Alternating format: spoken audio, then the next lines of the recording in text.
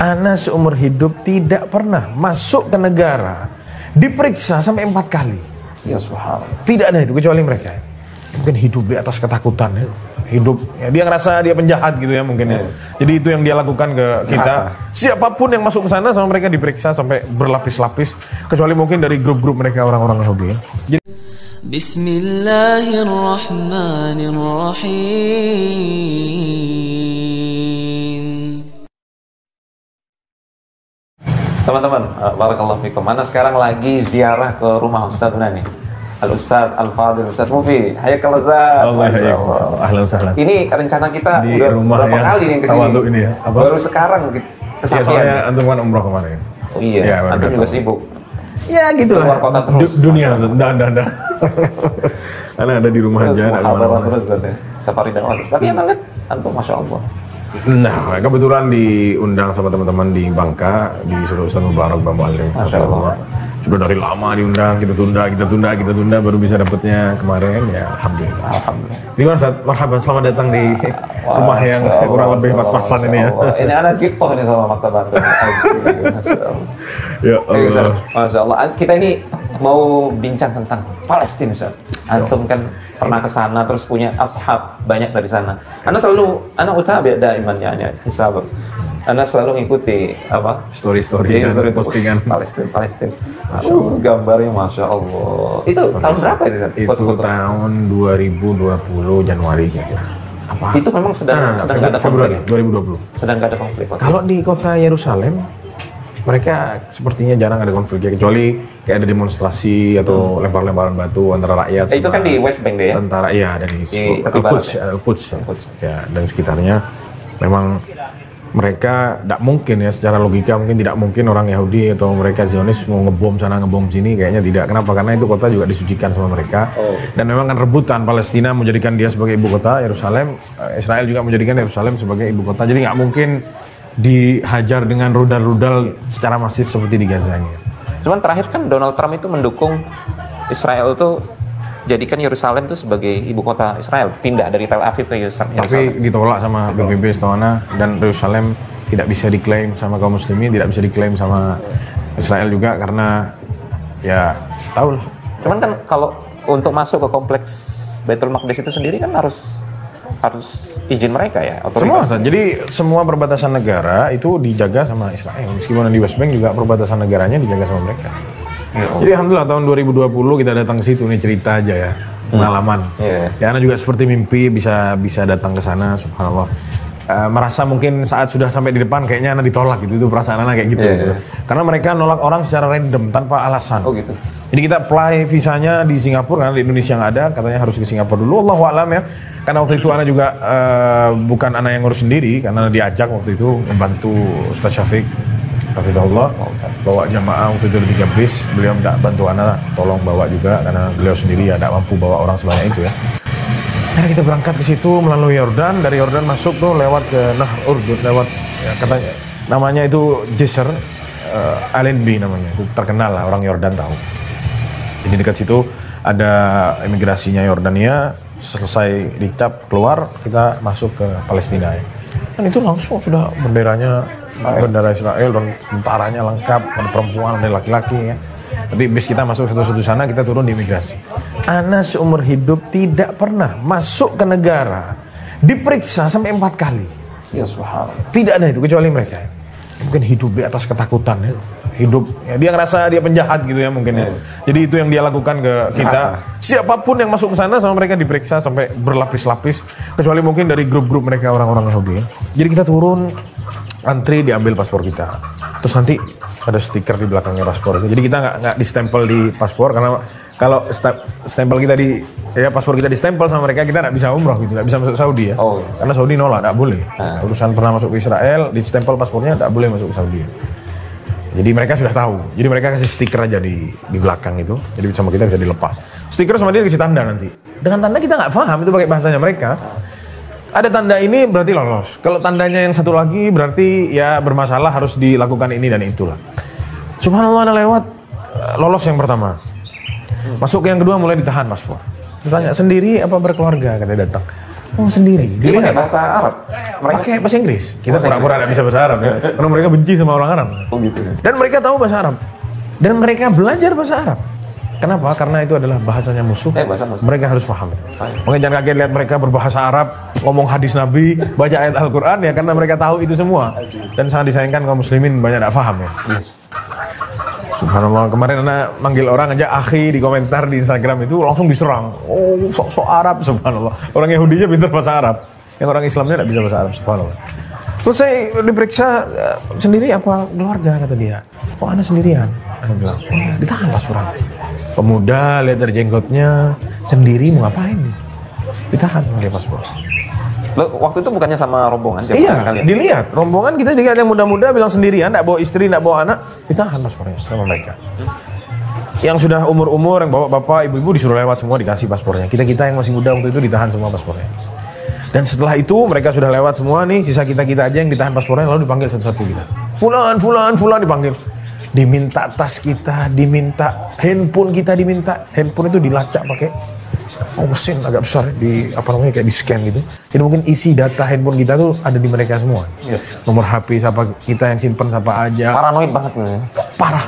Dan petugas yang ada di ruangan itu ruang kecil, ruangannya nggak besar. Ya mungkin bangunan besarnya 150 meter persegi. Jadi imigrasi mereka untuk jalur darat ya. Itu tentara yang ada di dalam melihat ada kerumunan manusia itu kayak orang ketakutan ya. Matanya melotot bergerak dilihat sama dia. Matanya, dipasang orang matanya kayak elang, ketakutan mereka. Takut ini bikin sesuatu di dalam mereka takut gitu. Akhirnya anak kasih handphone anak kasih tas anak diperiksa.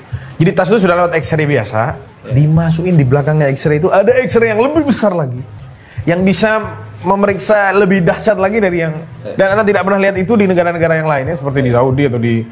Ya, anak dulu pernah zaman SD dulu ke Australia, anak pernah datang ke Singapura, tidak pernah periksa ada barang lebih dahsyat dari itu. Separanoid itu ya. Setelah itu sudah periksa itu berapa kali sudah diperiksa itu? 2 kali sudah. Sama barang berarti 3 kali. Baru setelah itu imigrasi. Jadi kita masuk kita pikir itu imigrasi. Ternyata nanti yang terakhir imigrasinya. Itu pun belum tentu lolos di sana. Waktu itu ada beberapa ekor ditahan. Nggak bisa, ini nggak boleh masuk katanya. Ada salah satu orang suka keluar masuk ke mereka, wajahnya tidak asing lah. Dia bantu kita, ini jamaah kita katanya dimasukin aja, nggak masalah. Bisa bahasa Ibrani juga ngomong, jadi percaya kayaknya orang ini. Akhirnya kita lolos semua gitu. Dan subhanallah pengalaman ini ngajarin kita ya banyak hal, terutama yang sama Allah dikasih tahu kita tentang sifat-sifat orang Yahudi itu ya. Itu antum lihat sendiri dah artinya. Kita lihat sendiri dan kita yang disebutkan nih. Luar biasa. Maksudnya ini manusia apa bukan itu? Sampai separah itu. Semua sifat keburukan ada di mereka semua ya. Luar biasa. Tidak kaget kita surat Al-Baqarah Allah bahas Bani Israel sepanjang itu, dan di surat Al-Maidah dan yang lain-lain. Ya, lihat dahsyatnya mereka ya, dan bencinya sama orang Islam luar biasa ya. Sebagaimana Allah berfirman dalam surat apa itu? Latajidannahum ya, surat Al-Maidah ya. Begitu dahsyat. Ya, mereka benci sama kita, ngelihat kita dari kaki sampai kepala ya. Dan mereka tidak senang kalau kita itu bawa koper besar. Jadi sampai dikasih tahu, jangan bawa koper besar, bawa koper kecil, bertanda kita tidak bakal lama di sana. Kalau bawa koper besar, lama dipermasalahkan sampai seperti itu. Akhirnya kita masuk, alhamdulillah keluar semua 3 bis jajar semua, masuk langsung tanda mau ke kota Jericho, ke kanan Ariha ya, tempatnya Yusha bin Nun pada waktu itu masuk, itu Ariha di situ. Atau ke kiri ke Yerusalem, itu jarak dari perbatasan ke kota Yerusalem yaitu Al-Quds yang ada Masjidil Aqsa di dalamnya, itu kira-kira 1,5 jam lah. Highway besar, jalanan besar, sepi jalannya, tidak rame ya, dan semua perbatasan negara dan kota itu ditahan sama mereka. Jadi selalu ada checkpoint. Jadi orang Palestina yang tinggal di tempat Ramallah misalkan mau ke Quds, tidak boleh.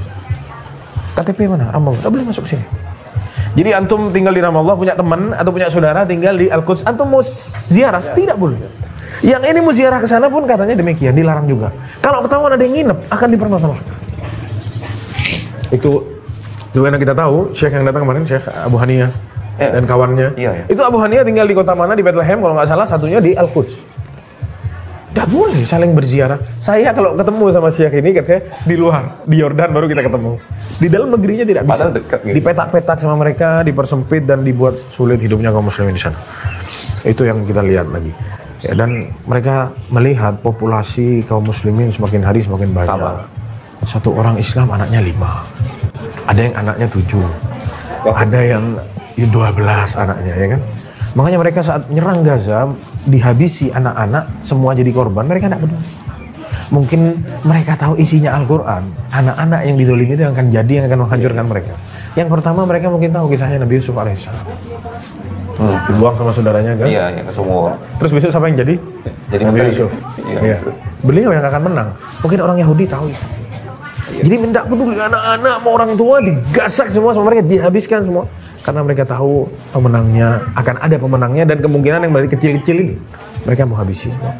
Dan mereka tahu kisahnya Nabi Musa alaihissalam yang masih kecil diselamatkan sama Fir'aun. Firaun, saya. Sudah besar jadi apa? Jadi musuh Firaun. Jadi musuhnya Fir'aun. Dan habis Fir'aun dihabisi sama mereka. Jadi mereka baca itu sejarah, mereka ambil pelajaran dari Al-Quran, tapi sayang kaum muslimin, Al-Qurannya dipajang, ditinggal. Subhanallah. Pelajaran berharga. Dan subhanallah, Ustaz, kalau kita lihat, ya waktu itu kita sholat ya di Masjid Al-Aqsa.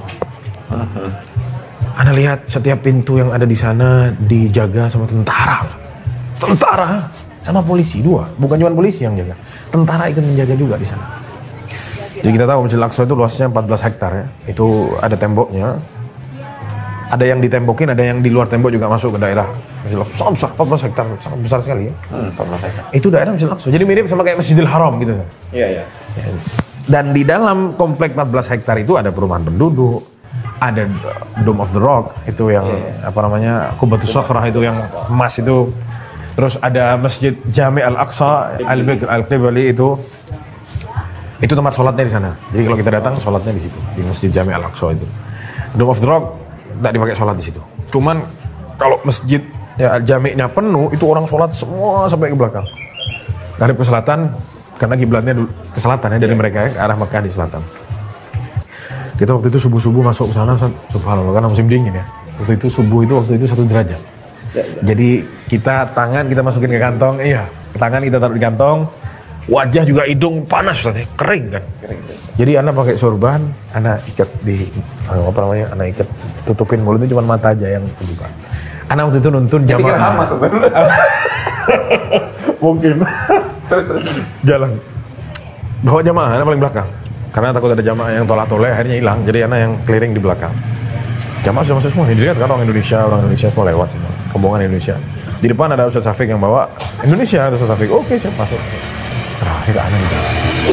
Dilihat anak muda, ya pakai jubah, anak juga jenggotan, tutupan begini, terus ditutup lagi mukanya pakai surban itu, dipegang, ditangkap, dipegang tangan anak, ditahan sama tentara ini. Siapa kamu, kata dia? Bukan bahasa Arab dia ngomong. Indonesia, Nabi. Akhirnya pokoknya kita pura-pura di sana tidak bisa bahasa Arab. Karena kalau kita ngomong bahasa Arab, kasih lihat bisa bahasa Arab, akan tambah panjang urusannya. Jadi kita bilang from Indonesia. Dia bilang it's my group. Anak bilang ini grup kita semua. Dilihat dari kaki sampai kepala, dipastiin lagi wajah kok meragukan gitu kan. Akhirnya ya sudahlah, kita disuruh lewat sama mereka. Jadi ketakutan itu ya. Dan paling tidak suka mereka lihat anak muda yang rajin ke masjid. Tak boleh.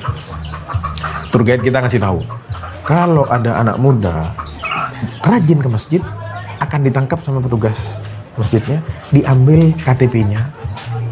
Dan orang tuanya ditakut-takuti. Kasih tahu anakmu jangan sering-sering datang ke masjid. Ya. Kalau anakmu saya temui lagi banyak sering-sering ke masjid, jangan salahin kalau kita tangkap anaknya atau kita apain, kita hilangkan anaknya. Ya ini Ustaz, korelasi yang antum ceritakan tadi.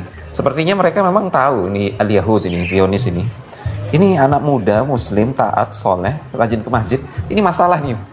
Di masa depan ini jadi masalah buat kita. Mereka tahu itu benar. Jadi kekuatan, ini teman-teman ya, pelajaran berharga. Kekuatan umat Islam itu ada pada pemudanya yang rajin ke masjid. Artinya mereka yang tumbuh sejak muda itu di atas amal soleh. Dan benar ya.